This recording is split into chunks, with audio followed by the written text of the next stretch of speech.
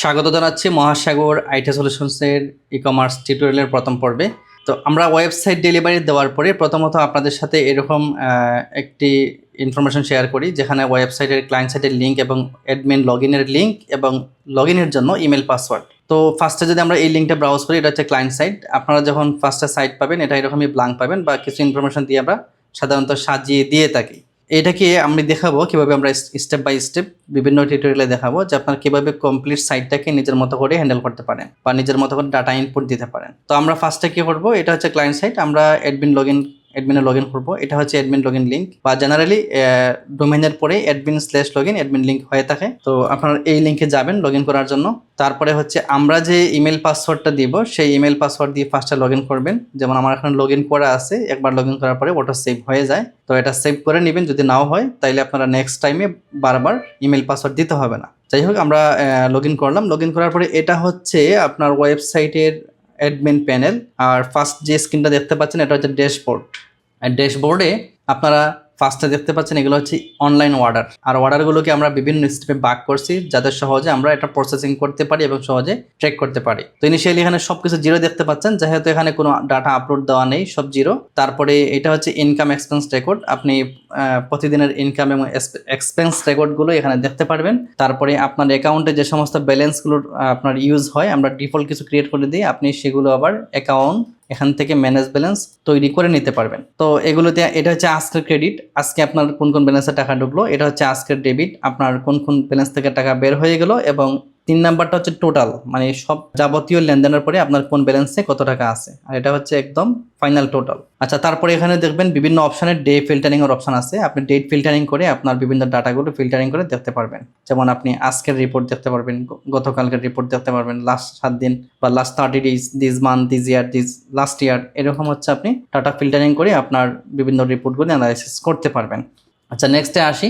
এটা হচ্ছে monthly activities বা মান্থলি স্ট্যাটিক্স, যেখানে 4 আকারে আপনাকে দেখাবে কোন মাসে আপনার অর্ডার কেমন আসছে। আর এটা হচ্ছে আপনার অর্ডার সোর্স, এটা আমরা ক্রিয়েট করে দেখাবো।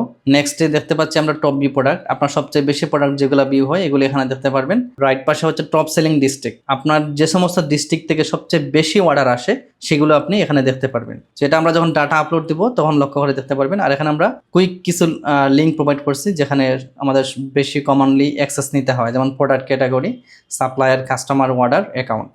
ওকে, নেক্সট আমরা দেখবো ফার্স্টে যে আমরা ওয়েবসাইটের যে কমন ইনফরমেশন, যেমন এই যে টাইটেল, ফোন নাম্বার, তারপরে আমার যে ব্যানার, এই বিষয়গুলো আমরা কীভাবে চেঞ্জ করতে পারি। তো এই ড্যাশবোর্ডের বা আপনার অ্যাডমিন প্যানেলের লেফট যে সাইড, এটা হচ্ছে আপনার সাইড বার বলা হয়। এই সাইড বারের এইগুলো হচ্ছে মেইন মেনু।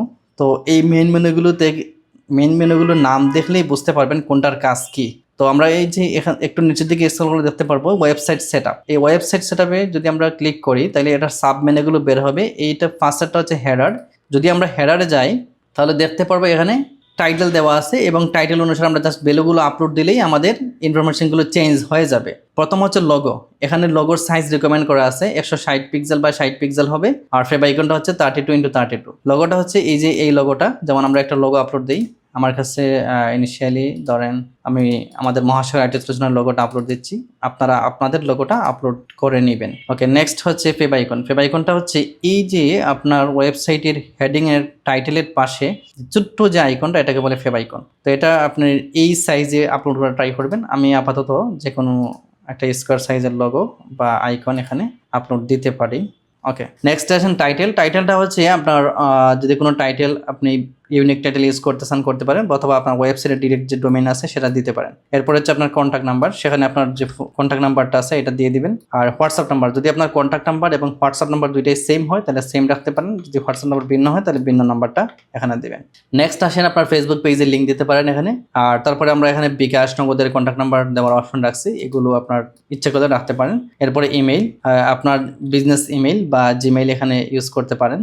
info@domain, তারপরে হচ্ছে সাপোর্ট, এগুলো হচ্ছে বিজনেস ইমেল। যদি কখনো প্রয়োজন হয় আমাদের মাধ্যমে এগুলো ক্রিয়েট করে নিতে পারবেন, অথবা সরাসরি আপনার জিমেইল ইউজ করতে পারেন। এরপর হচ্ছে মেটা টাইটেল, মেটা কি, মেটা ডেসক্রিপশন। এগুলো হচ্ছে আপনার ওয়েবসাইটের এসইওর জন্য, হ্যাঁ, অথবা আপনার ওয়েবসাইটের লিঙ্কটা যখন আপনি শেয়ার করবেন তখন এই লিঙ্কে কি শো করবে এইরকম আপনারা রিসার্চ করে, মানে আপনার ব্র্যান্ডের সাথে যায় বা আপনি যে সমস্ত যে সার্ভিসটা দেন তার সাথে ম্যাচ করে আপনি টাইটেল দিবেন। সেমভাবে মেটা কি, মেটা কি মানে হচ্ছে আপনি ধরেন কি কি, মানে গুগল আপনার এই সাইট কি কি নিয়ে কাজ করে এগুলো দিবেন। তারপরে হচ্ছে আপনার মেটা ডেসক্রিপশন, এটা হচ্ছে আপনার যে ব্র্যান্ড বা আপনার ওয়েবসাইটের সার্ভিস সম্পর্কে একটু সংক্ষিপ্ত 120 ওয়ার্ডের মধ্যে একটা ডেসক্রিপশন লিখবেন। তো এইগুলো মাধ্যমে আমরা হচ্ছে আমাদের সাইটকে আরও স্মার্টলি গ্রাহকের কাছে উপস্থাপন করতে পারি। তো এগুলো হচ্ছে অপশনাল, এগুলো আপনার চ্যাটজিপিটির হেল্প নিয়ে বা রিসার্চ করে এই ভ্যালুগুলো বসাবেন। নেক্সটে আমরা দেখব যে আমাদের ওয়েবসাইট সেটআপের মধ্যে আরও যে অপশনগুলো আছে, যেমন ফুটার ইনফরমেশন কীভাবে চেঞ্জ করবো, theme, colour, font family, page.